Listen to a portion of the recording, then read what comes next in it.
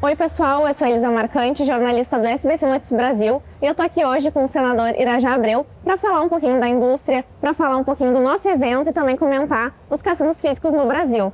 Primeiramente, Irajá, eu queria te agradecer por estar aqui presente com a gente, mais uma vez conversando e compartilhando todo esse teu conhecimento sobre a indústria com o pessoal da SBC e com todos os participantes do evento. Obrigado a você, Elisa. Em seu nome eu quero agradecer a SBC também pelo honroso convite. Eu tive a oportunidade de participar de outras edições e a cada ano a edição tem ficado cada vez melhor. Parabéns pelo sucesso. Então, começar falando sobre a sua participação no evento de Miami ano passado, no SBC Summit Latinoamérica. Você palestrou, você conversou com a minha colega Ana sobre a legalização dos cassinos no Brasil. E até agora, 4 meses depois, a gente não teve ainda aprovação nesse projeto. Quais são essas expectativas envolvendo esse projeto para 2025 e você ainda acredita que ele vai ser aprovado nos próximos meses? Bom, Elisa, eu continuo animado e muito confiante na aprovação do projeto.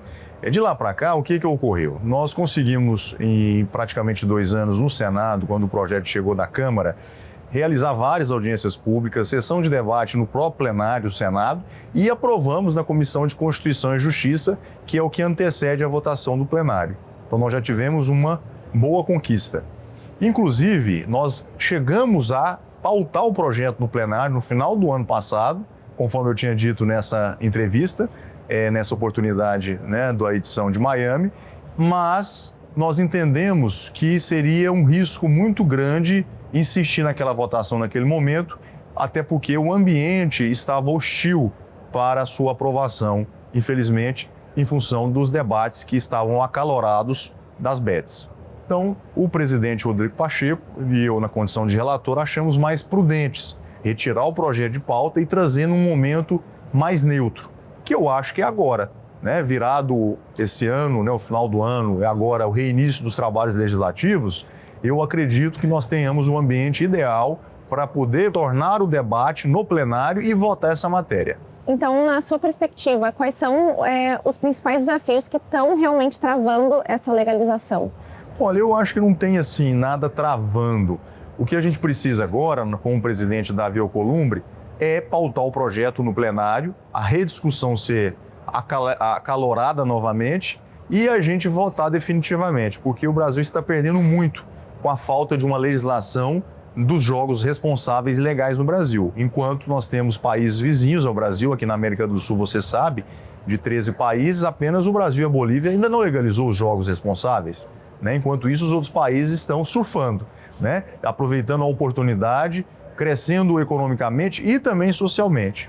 Tem países que dobraram, inclusive, o fluxo de turistas ao longo dos últimos 5 anos. E o jogo é um grande impulso, um grande estímulo à indústria do turismo nacional e internacional.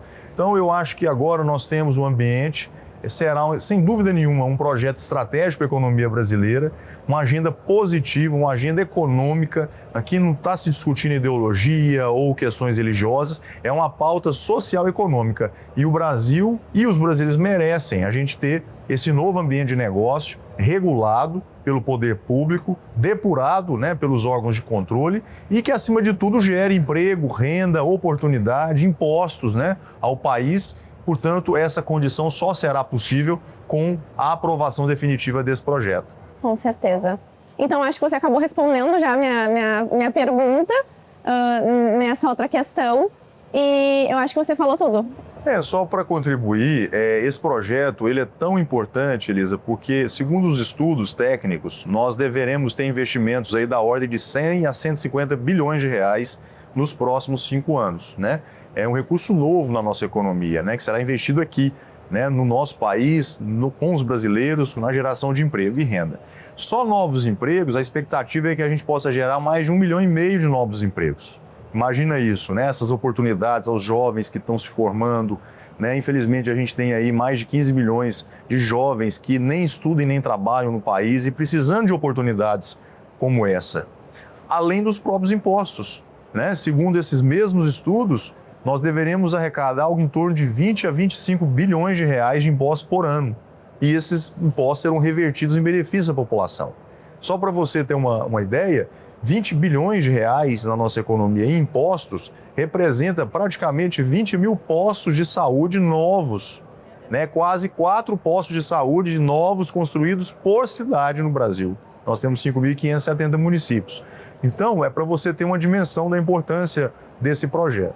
E eu tenho defendido muito que nós não temos mais ambiente no país para taxar a população, para aumentar impostos, né?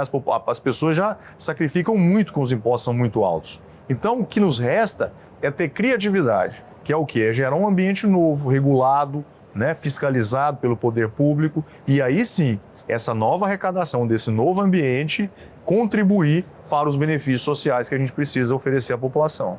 Então, mudando um pouquinho de foco da nossa entrevista, você participou hoje de um painel junto com o Leonardo Benites, o CEO da Propem. E para você, assim, qual é a importância dos setores de marketing de afiliados? Como é que eles podem colaborar com a indústria das apostas?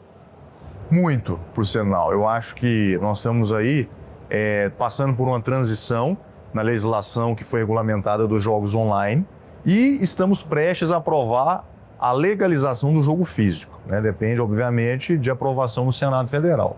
E cabe à indústria, que é gigante e merece o nosso reconhecimento, ela trabalhar o convencimento, né? Tanto dos senadores e senadoras da aprovação do jogo físico, quanto dialogar com o Executivo, com o governo federal, para que essa fase de transição da regulamentação ela possa ser o menos traumática possível, porque passa por aperfeiçoamentos. Então, o diálogo entre a indústria, entre o setor, né, que está, obviamente, organizado em associações, com os órgãos de controle, de fiscalização e também de implantação das licenças, isso é fundamental para a gente ter um ambiente sempre saudável. Então, eu também queria saber quais são as suas considerações deste evento em específico. Como é que essas discussões, esses painéis, eles podem ajudar a incentivar a indústria local, a nacional, de forma geral? Olha, é interessante que eventos como esse, desse nível, né, que é um evento muito organizado e que acaba atraindo, né, em torno dessa agenda, a presença de vários players, né, de operadores, de empresas que prestam serviços, que oferecem soluções tecnológicas, né, as máquinas, entre outros segmentos, você promove ali um fórum de debates e boas ideias surgem, né? Agora mesmo no painel que eu participei, me foi questionado sobre se uma mesma empresa poderia ter mais de uma licença no país para os resorts integrados, né, que são concessões federais onerosas, técnica e preço. E se haveria essa concentração, né? Uma mesma empresa poderia ter 10 estados, 20 estados. Bom, no projeto não há essa previsão, mas na regulamentação certamente é um ponto importante para ser considerado e definido esse critério. Porque na minha avaliação, uma concentração ela é ruim, ela é nociva. Quanto mais empresas estiverem atuando no Brasil e elas se concorrendo entre si, oferecendo um serviço com mais qualidade, com mais eficiência, é melhor para a população e para o país. Então, é debates como esse que surgem ideias e assuntos como esse que eu mencionei e tantos outros temas que são também levantados. Bom, eu gostaria também de mencionar um pouco o mercado especificamente do Rio, para a gente falar um pouco do caso da Loterge, que foi agora decidido que ela não pode oferecer licenças para as empresas atuarem no âmbito nacional.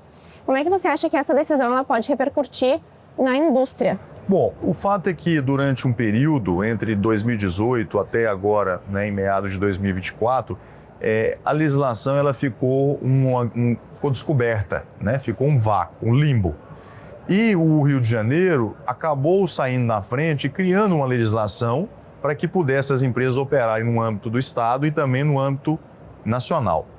Isso não foi de todo ruim, por quê? Porque as empresas que obtiveram essas licenças e começaram a operar nacionalmente passaram a arrecadar impostos. E esses impostos foram inclusive para a União.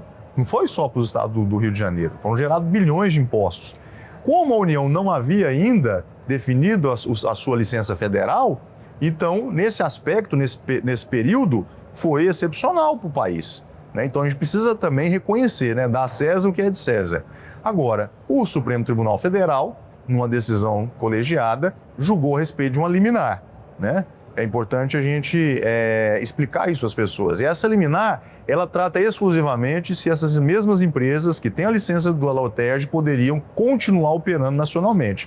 Não significa que elas não possam operar. elas não vão poder utilizar essa licença para operar fora do estado do Rio, mas elas poderão continuar operando dentro e, inclusive, poderão, com a licença federal, operar no âmbito nacional.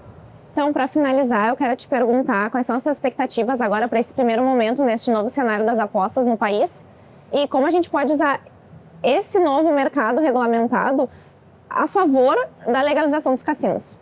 Bom, eu acho que essa experiência bem-sucedida, ela nos revela muitas coisas. Hoje, a própria SPA, num painel, representando aqui pelas suas autoridades, eles informaram que já tem 73 empresas autorizadas pelo governo federal, através da SPA, a operarem no Brasil de forma regular e legalizada. Então, isso já foi um grande avanço num curto espaço de tempo, algo em torno de um ano, né? Então, isso é extremamente válido. Além disso, essa transição nesse período conturbado vem agora arrefecendo um pouco esse clima, né, negativo. A própria indústria está digerindo as informações, o governo federal também tem absorvido os impactos desse novo ambiente de negócio, esse novo segmento na economia brasileira. Então eu acho que é uma fase de adaptação e que as coisas começaram agora a se acomodar. Bom, dito isso, eu acho que esse caminho que foi a aprovação do jogo online será uma grande escola e um bom exemplo para a aprovação agora que vem na sequência do jogo físico. Né? Qual o caminho a ser seguido? Porque, né, nós já aprendemos o caminho do que não deve ser feito no jogo online. Portanto, agora a gente tem lá o passo a passo do que precisa ser feito no caso do jogo físico. Portanto, eu acho que as instituições elas estão muito mais maduras, o próprio governo federal com essa experiência, as empresas privadas também se habituaram agora a criar essa relação institucional com os órgãos de emissão de licenças e também de fiscalização, e o mercado, né, como um todo, a população, o consumidor, também agora já digere isso com mais naturalidade, porque realmente existia um certo preconceito, né, como se isso fosse uma atividade criminosa ou que fosse algo de errado. E as pessoas estão entendendo que não, é uma atividade como qualquer outra, que precisa ser legalizada, precisa ser regulada, fiscalizada e depurada. Perfeito, muito bom falar com você, é sempre uma honra ter você aqui nos nossos eventos. Espero que a gente consiga conversar mais vezes no futuro. Com certeza, obrigado. Obrigada pela colaboração. Imagina, obrigado a você, Liz, a SPC também. Eu quero mais uma vez aqui reiterar meu agradecimento à recepção, à equipe de profissionais extremamente competentes. É um privilégio poder estar aqui nessa edição.